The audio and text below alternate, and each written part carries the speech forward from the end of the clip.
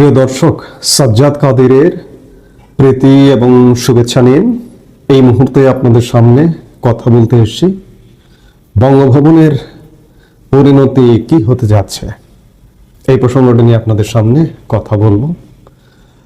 এই মুহূর্তে বেশ উদ্বেগের সাথেই আপনাদের সামনে কথা বলতে এসেছি। কারণটা হচ্ছে যে বঙ্গভবনের পরিণতিও ঠিক গণভবনে যে পরিণতিটা করেছিল হায়নারা, সেই পরিণতি করবার একটি ষড়যন্ত্র শুরু হয়েছে। আপনারা ইতিমধ্যেই জানেন যে মহামান্য রাষ্ট্রপতিকে সরিয়ে দেবে ষড়যন্ত্রকারীরা, এমন পরিকল্পনা ইতিমধ্যে প্রকাশ্যে এসেছে, প্রকাশ করেছে।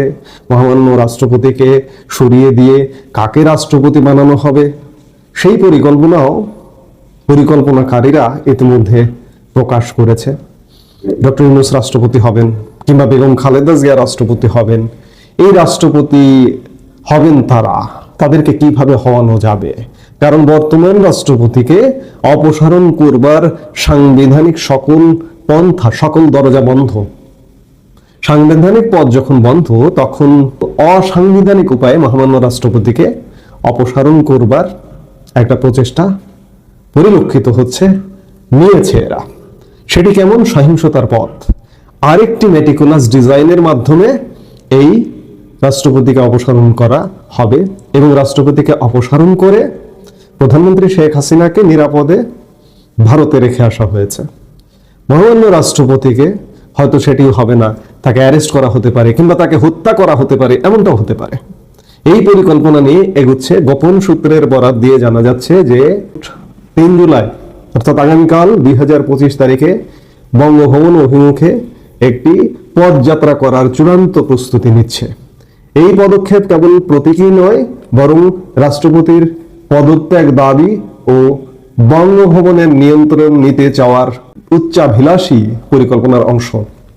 সূত্র জানিয়েছে, এই কর্মসূচিতে অংশ নিতে ইতোমধ্যে 1000 জনের বেশি লোককে ভাড়া করা হয়েছে, যাদের অনেকেই আগেও রাজনৈতিক মারামারি এবং সহিংসতায় জড়িত ছিল।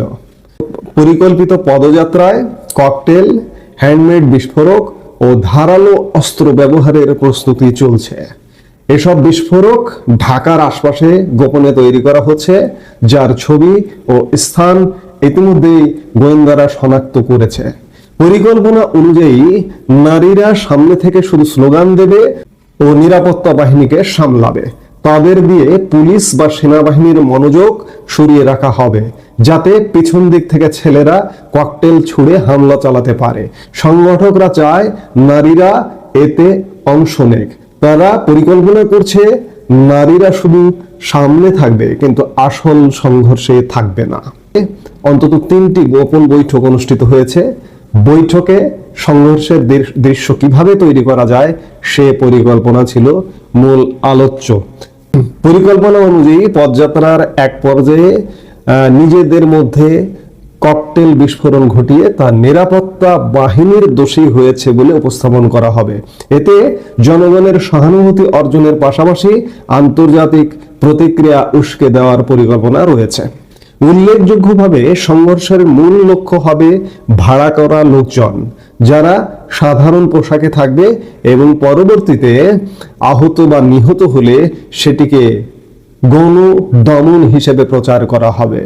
প্রতিটি অংশগ্রহণকারীর জন্য ভাড়া নির্ধারিত হয়েছে 1350 থেকে 1500 টাকা। যে 1000 জনকে ভাড়া করা হয়েছে তাদের পারিশ্রমিক নির্ধারণ করা হয়েছে 1350 থেকে 1500 টাকা, যাকে যেভাবে ম্যানেজ করা যায়।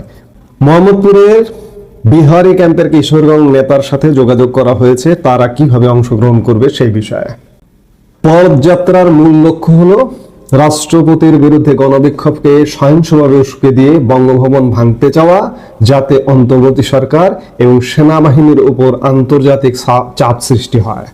একটি তৃতীয় পক্ষীয় ঘোষণা বা রাষ্ট্রপতির পদত্যাগ দাবির রেকর্ডকৃত বার্তা সামাজিক মাধ্যমে ছড়ানোর জন্য প্রস্তুত রাখা হয়েছে, যা সংঘর্ষের ঠিক পরে প্রকাশ করা হবে। এগুলো বিভিন্ন গোয়েন্দা সূত্রের তথ্য থেকে জানা গেছে যে আগামীকাল 3 জুলাই কিংবা 3 জুলাই যদি নাও পারে, খুব শীঘ্রই, অর্থাৎ আজকে 2 জুলাই আমরা কথা বলছি, খুব শীঘ্রই এমন একটি ঘটনা ঘটাবে। এই যে মোহাম্মদপুরের বিহারি ক্যাম্পের যে কিশোর গ্যাং, এই কিশোর গ্যাং মূলত গণভবন ভাঙচুরের সাথে, গণভবনে প্রথম হাঙ্গামার সাথে এরা জড়িত ছিল, এবং এই বাহিনীকেই বঙ্গভবন ভাঙচুর, বঙ্গভবন দখল এমন একটি প্রক্রিয়ার সাথে যুক্ত করা হচ্ছে, এবং এদের দিয়ে একটি অঘটন ঘটাবে। কারণ আপনারা জানেন এই যে পিনাকি ভট্টাচার্যের কথাই বলা হচ্ছে। পিনাকি ভট্টাচার্য বাংলাদেশে বিগত 11 মাসে কি পরিমাণ সহিংসতা ঘটিয়েছে আপনারা জানেন, নতুন করে বলবার আর কিছু নেই। এখন এই পিনাকি এবং পিনাকি গঙের চূড়ান্ত পরিকল্পনা, ভাড়া করে মানুষ এনে বঙ্গভবন ভাঙচুর, বঙ্গভবন দখল করে রাষ্ট্রপতিকে অপসারণ করা। এখন প্রশ্ন, বাংলাদেশের সেনাবাহিনী কি করবে?